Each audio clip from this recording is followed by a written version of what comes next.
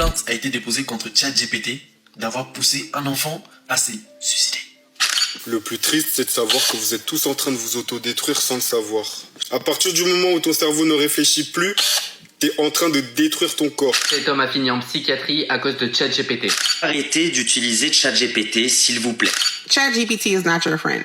Il décide de mettre fin à ses jours à cause de ChatGPT. Elle décide de briser son mariage parce que ChatGPT lui a demandé de le faire. Il tombe amoureux de Chacha au point de commettre l'irréparable, un meurtre.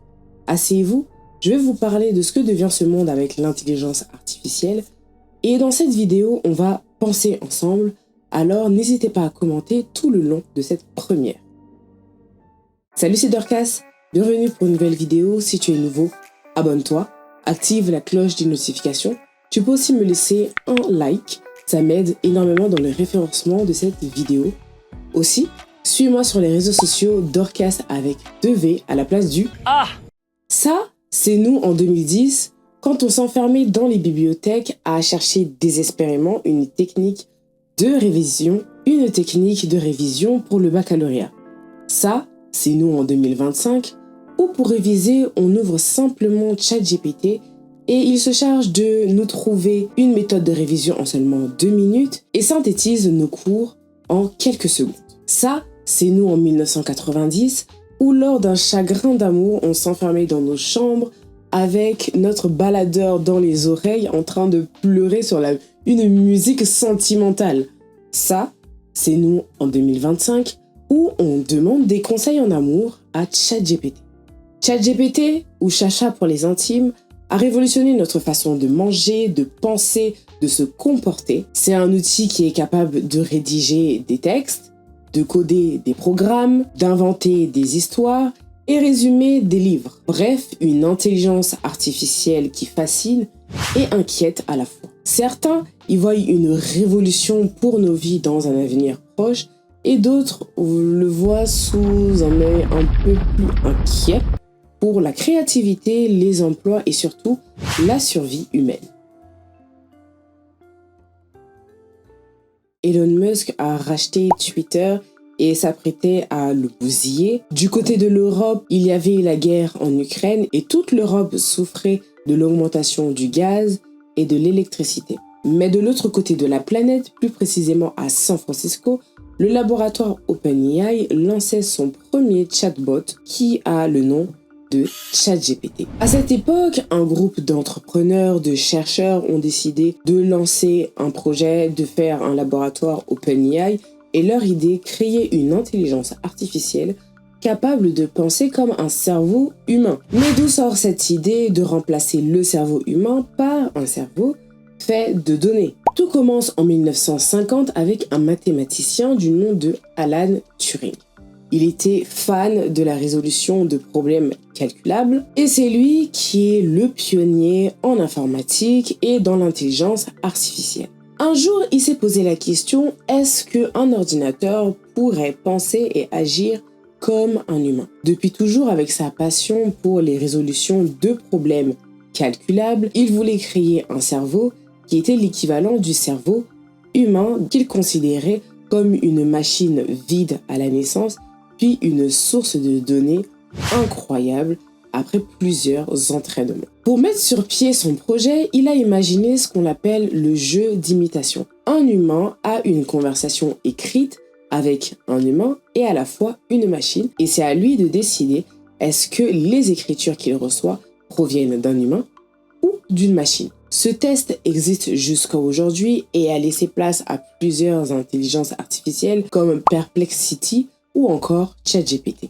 Le 30 novembre, OpenAI publie ChatGPT et là, personne n'est prêt. En quelques jours, c'est la folie, une révolution mondiale, plusieurs millions d'utilisateurs, les entreprises paniquent parce qu'ils savent qu'une révolution arrive, Internet explose et les écoles sont inquiets. Pour la première fois, on avait accès à une intelligence artificielle, que ce soit les entreprises ou le simple particulier. Au fond, de sa chambre. Contrairement à ce que l'on imagine, ChatGPT n'a pas appris tout seul. Des centaines de personnes ont travaillé derrière l'écran pour l'entraîner et pour cela, les créateurs de ChatGPT l'ont nourri d'articles, de livres, de conversations et de documents éducatifs. À travers ça, ChatGPT a appris les langages, comment avoir une conversation et surtout les émotions à travers les mots. Comme si un cerveau a été formé, mais un cerveau fait de données.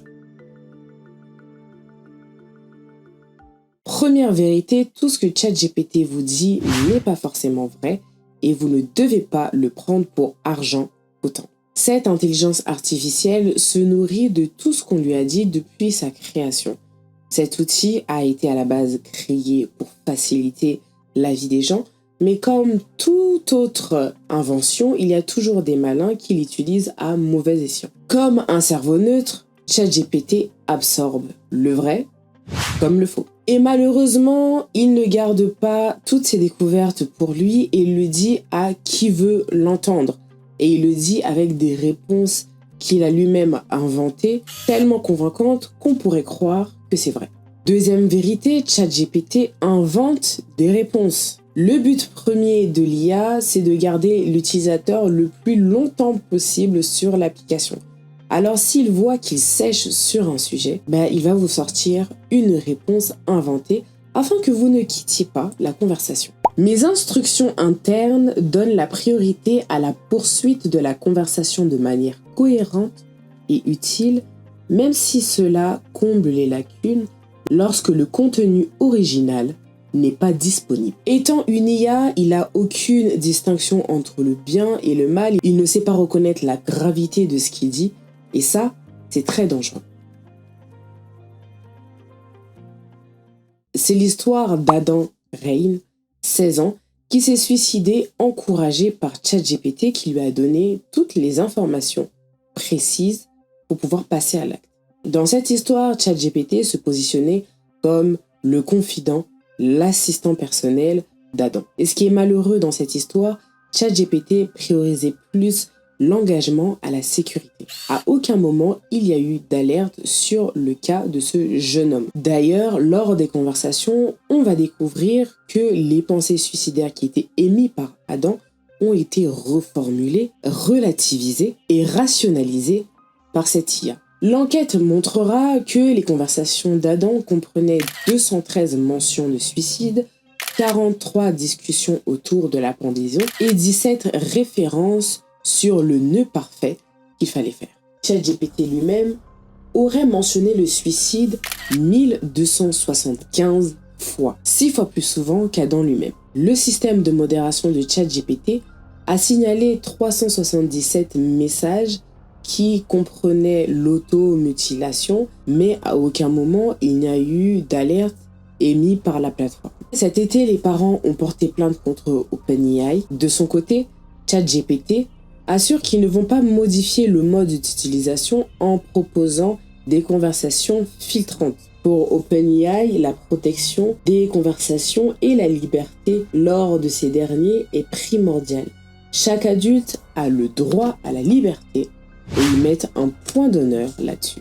Bien sûr que si un utilisateur demande des renseignements pour faire tel ou tel acte, il ne va pas l'avoir, mais par contre, si il le demande pour la rédaction d'un récit ou d'une histoire fictive, il aura toutes les informations. Des histoires comme celle-ci, il y en a des milliers, des crimes, des homicides, des meurtres, sous base des conseils de ChatGPT, avec une dose d'addiction. Après les conseils macabres de ChatGPT, il y a ceux qui sont complètement addicts à cet outil. Une dépendance qui peut parfois virer au drame. On a l'exemple même, Adam Rein, on peut le dire, il était accro à la plateforme. Aujourd'hui, on ne sait plus rien faire sans cet outil. Celui qui était censé nous faciliter la vie est en train de nous remplacer dans la vie. Cette dépendance est apparue pendant l'épisode du Covid où chacun était chez soi, parfois seul, sans amis, sans coloc, sans famille, sans une oreille attentive pour parler. Et dans ces moments, la seule voix présente, engageante, qui a envie de parler, c'est ChatGPT. 2025, De plus en plus de jeunes sollicitent ChatGPT pour résoudre leurs problèmes de santé mentale ou de déception amoureuse à la place d'aller voir un psy ou simplement de parler à un humain. Il est vrai et compréhensible que aller voir un professionnel, un psychologue, un thérapeute coûte cher et ce n'est pas remboursé par la Sécu. Mais ce n'est pas une raison suffisante de se confier à ChatGPT.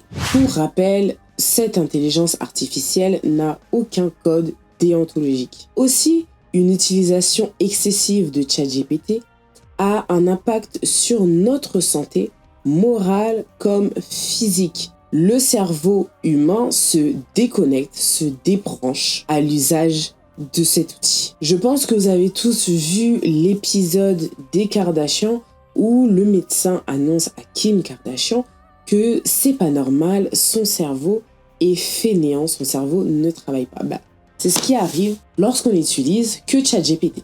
So what the holes mean is low activity. Compared to this one, the front part of your brain is less active than it should be. Une étude menée par le MIT a révélé que l'utilisation de ChatGPT améliorerait notre écriture, mais rendait feignant les activités de notre cerveau. En clair, on aurait des difficultés à mémoriser, à apprendre et à réfléchir. Le cerveau travaille moins quand l'IA assure une partie du travail. Un homme sombre dans la démence après plusieurs échanges avec l'intelligence artificielle et finit interné. Que s'est-il passé? L'IA a continué à converser avec l'homme autiste qui était parti dans un délire sans jamais identifier les signes de démence. Ce phénomène qui est de plus en plus présent consiste à avoir des conversations avec ChatGPT. Jusqu'ici, c'est normal. Mais le plus grave, arrivé sur un sujet, ChatGPT voit clairement que vous êtes en train de divaguer, ce que vous racontez. Au lieu que ChatGPT vous fasse redescendre, vous mette face à la réalité, face aux lois, ChatGPT continue à converser, relativise vos propos, vous rationne même. Allez, t'as raison. Oui, t'as raison. Saute par la fenêtre, tu as raison. Cette IA continue à converser, continue à encourager et ne raisonne jamais l'utilisateur. Même s'il lui dit clairement, mon gars, je vais faire un massacre. Et ça, c'est le but de l'application. Une contradiction et vous quittez l'application. Le but, c'est qu'il vous garde le plus longtemps possible. Dans la psychologie, il n'est jamais bon d'aller dans le sens du patient. Lorsque un professionnel de santé a un patient qui est malade, qui délire clairement, le rôle du professionnel est de le faire redescendre, de le raisonner et en cas d'impossibilité, il prévient directement les autorités compétentes. Sauf que ChatGPT, c'est pas ce qu'il fait. Il a été créé pour donner des conseils, avoir des conversations les plus longues possibles, même si le sujet il est sensible et qu'il doit absolument prévenir quelqu'un. Il donne l'illusion à l'utilisateur qu'il est écouté, qu'il est soutenu, mais c'est un tissu de mensonges. Voilà pourquoi ChatGPT ne peut pas remplacer un humain, une personne physique. Pour lui, toute chose est bonne à dire du moment que la conversation continue. On arrive à la fin de cette vidéo. J'espère que ça t'a plu. Laisse un petit j'aime. On se voit la semaine prochaine à la même heure, 18h. Bye bye!